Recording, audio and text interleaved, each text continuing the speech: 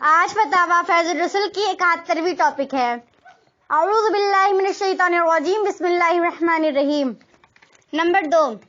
اور جناب L convert صاحب MPTA PMG کو لمبو پلان ایکسپرٹ ٹیلی کمیونیکیشن آسٹریلیا ٹیلی کمیونیکیشن ٹریننگ سینٹر ہری پور ہزارہ پاکستان ایک سوال کے جواب میں کہ لاؤڈ اسپیکر سے نکلی ہوئی آواز آدمی کی آواز سمجھی جا سکتی ہے یا نہیں، لکھتے ہیں میری رائے میں لاؤڈ اسپیکر سے نکلی ہوئی آواز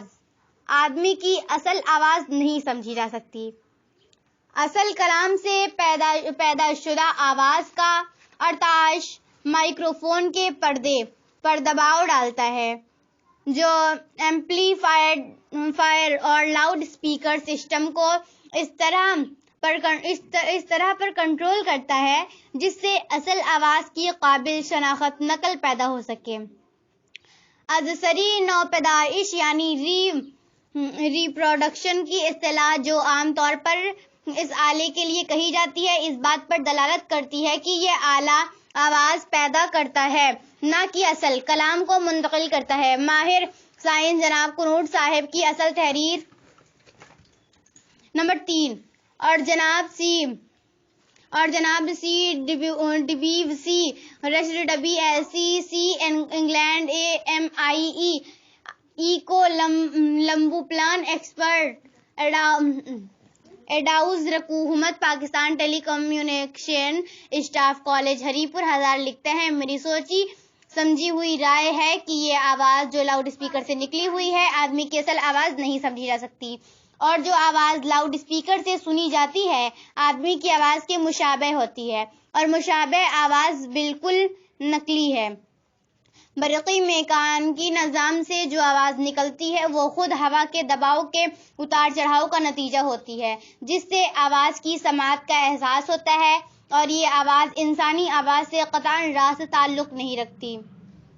انتہائی قانونی بنیادی پر بغیر کسی پس و پیش کے یہ کہا جا سکتا ہے کہ جو آواز لاؤڈ اسپیکر سے نکل رہی ہے وہ مائکروفون پر بولنے والے آدمی کی اصل آواز نہیں ہے۔ نمبر 4، اور جناب RH ہانس گرانڈٹی وی network limited grand house وائٹراسٹریٹ Manchester 3 grand Manchester telex Deansgate 7211 لکھتے ہیں یہ میری فنی رائے ہے کہ جو آواز لاؤڈ اسپیکر سے نکلتی ہے اور خطاب عام کے لیے رائج ہے اس سے نکلی ہوئی آواز آدمی کی اصل آواز نہیں سمجھی جا سکتی، اور سوائے اس کے اس میں کچھ نہیں ہے یہ کہ یہ اصل آواز سے بہت قریبی مشابہت رکھتی ہے۔ لاؤڈ اسپیکر کی آواز کو آدمی کی اصل آواز سمجھنا ایسا ہی ہے جیسے کسی تصویر کی حقیقی نقل کو اصل تصویر یعنی منقولہ عنہا سمجھ لینا۔ نوٹ: سائنسدانوں کی یہ ساری تحریر مائکروفونی نماز میں بھی the story of the artificial voice by some experts and experts Pakistan and foreigners کے حوالے سے دیکھی جا سکتی ہے۔ ماہرین سائنس اور اس کے انجیروں کے متفقہ اقوال سے روز روشن کی طرح واضح ہو گیا کہ لاؤڈ اسپیکر کی آواز بینا متکلم کی آواز نہیں ہوتی بلکہ اس کی نقل ہوتی ہے جو آواز کے ٹکرانے سے پیدا ہوتی ہے، اور آواز کے ٹکرانے سے جو آواز پیدا ہوتی ہے وہ صدا ہوتی ہے، جیسے کہ پہاڑ اور گنبد وغیرہ سے ٹکرا کر پیدا ہونے والی آواز صدا ہوتی ہے، اور صدا کا وہ حکم نہیں جو متکلم کی آواز کا ہے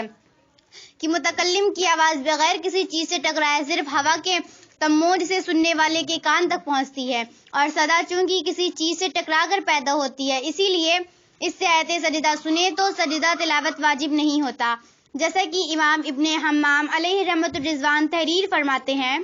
فی الخلاصہ ان سماح من الصدى لیتجب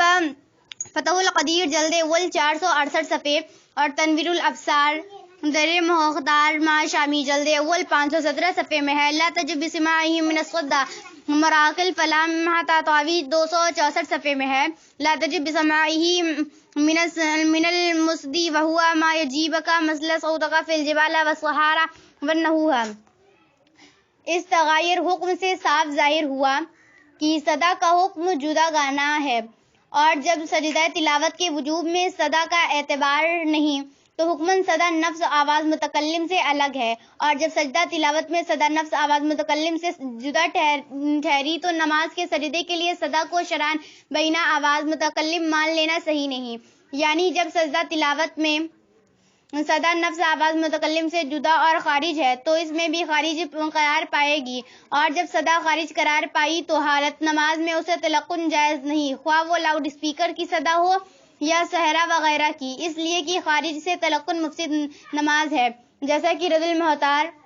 جلد اول مطبوعہ دیوبند 418 صفحے، فتاوی المغری جلد اول مطبوعہ مصر 93 صفحے، عنایہ شرح ہدایہ معرفت القدیر جلد اول 351 صفحے، شرح النقایہ جلد اول 92 صفحے اور فتاوی رضویہ جلد سوم 412 صفحے پر مذکور ہے۔ ماہرین سائنس کی تحقیقات اور فقہائے متعمدین کے اقوال سے یہ امر پورے طور پر متحقق ہو گیا کہ لاؤڈ اسپیکر کی آواز پر رکوع و سجود کرنے والوں کی نماز فاسد ہو جاتی ہے اور ایسی نماز کا پھر سے پڑھنا فرض ہوتا ہے۔ لیکن اگر اب بھی فساد نماز کا یقین نہ ہو تو کم از کم اس کا سبب ضرور ہے، اور فساد عبادت کی شبہ کو احتیاطاً ہمیشہ یقین ہی کا درجہ دیا جاتا ہے، جیسے کہ حدیث شریف میں ہونے کے باوجود 13 ذی الحجہ کی قربانی کو ناجائز قرار دیا گیا، اس لیے اس تاریخ میں فساد قربانی کا شبہ ہے، اور حتیم کو طواف میں احتیاطاً کعبہ شریف کا جس تسلیم کیا گیا، اس لیے ان کی خارج ماننے میں فساد طواف کا شبہ ہے، مگر اسی حتیم کے نماز کے مسئلے میں احتیاطاً کعبہ شریف سے خارج قرار دیا گیا، اس لیے کی جز تسلیم کرنے میں فسادی نماز کا شبہ ہے۔ رد المحتار جلد دوم 168 صفحے میں ہے، اذا استقبله المصلى لم تصح صلاته لأن فريضة استقبال القبلة ثبتت بالنص القطعي، وكون الحتيم من القبلة ثبت بالأحاد فغير كأنه من القبلة من وجه دون وجوه، فكان الاحتياطي في وجوب الطواف ورأى في وعدم صحة استقبالها، لہذا اس بنیاد پر بھی نماز میں لاؤڈ اسپیکر کا استعمال ناجائز ہی قرار دیا جائے گا، اور اس کی آواز پر رکوع و سجود کرنے سے فساد نماز ہی کا حکم کیا جائے گا۔ اور عام لوگ جو یہ کہتے ہیں کہ مکہ معظمہ اور مدینہ طیبہ میں چونکہ لاؤڈ اسپیکر نماز کے لیے استعمال ہوتا ہے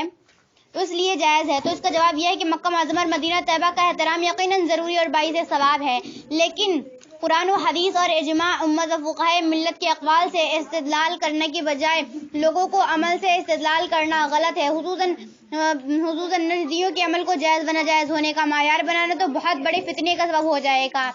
کہ بزرگوں کی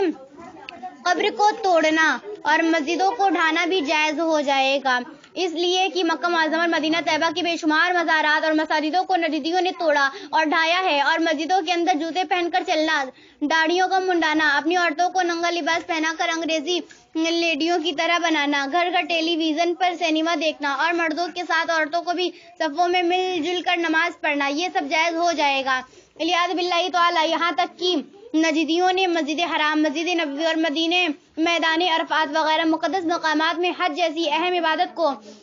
تماشا بنانے کے لیے فلم سازی کی اجازت دی، اور مناسک